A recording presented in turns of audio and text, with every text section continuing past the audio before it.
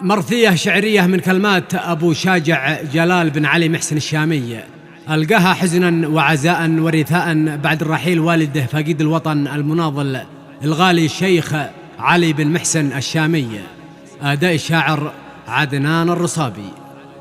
يقول أبو شاجع كفانا مواجع، يا موت خليته الكبيدة وجيعة، شليت بي من دون أدنى تراجع، ضيقت دنيانا الفساح الوسيعة. والله لو إن الفدوى في الموت نافع، بالروح لفديله ونفسي قنيعة. والله الله يرحمه. يقول أبو شاجع كفانا مواجع، يا موت خليته الكبيدة وجيعة، شليت بي من دون أدنى تراجع، ضيقت دنيانا الفساح الوسيعة. والله لو إن الفدوى في الموت نافع، بالروح لفديله ونفسي قنيعة. يا الموت حمك حين لك أمر قاطع، وجيتك فجأة بخطوة سريعة. والأمر أمر الله والكل ضايع، كل الخلايق لأمر ربي مطيعة. حنين قلبي ما تحن المدافع، وقت المعارك والحروب الفظيعة. حنيت ودمعي مثل سيل الروابع، ومن نهدتي صدري تكسر ضليعة.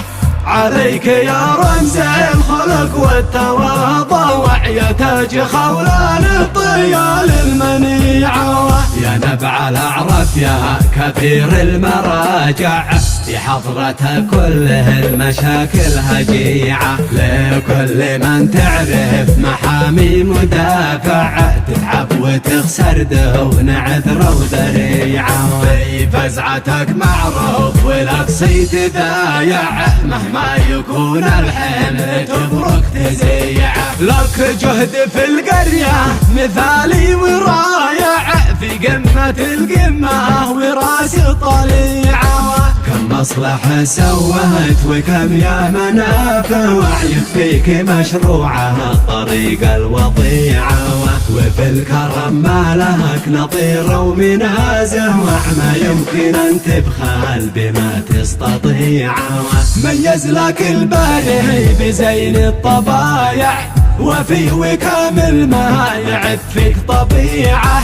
عندك ضمير صاحي وذمه ووازع، وبالصدق تنصح ما تحب الخديعة. رجال نشميك ابوك النجم لامع، ما مثلك انسان عاش حايز للريعة.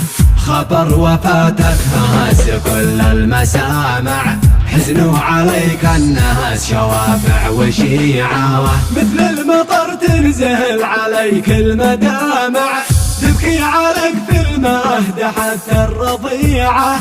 نورك علينا غاب يا ضوي صادع، فجعتنا بالفرقة أكبر فجيعة. مهما جرى بعدك تهون الفجايا، معي صاحب الجهوة المقام الرفيعة.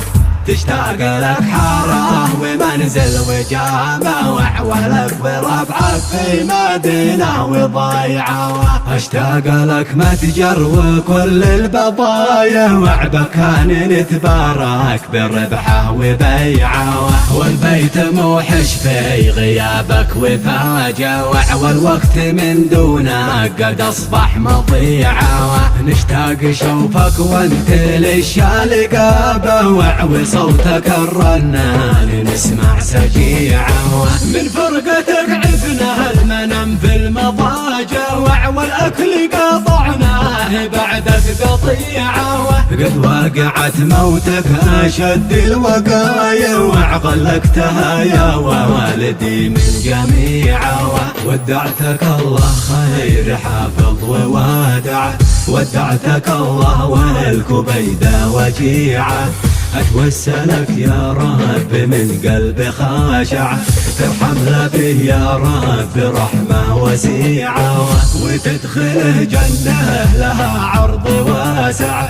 نستودعك يا رب يا أغلى وديعة، استقبلي الحوريات الروايع، أعز مخلوق عندنا في البقيعة. وتهيئي يا ساح نجد المناطع، ضمي بأرض شمن إلهي شفيعة. صلوا على أحمد وآله والتوابع، في ختمها يا أهل التقى والشريعة.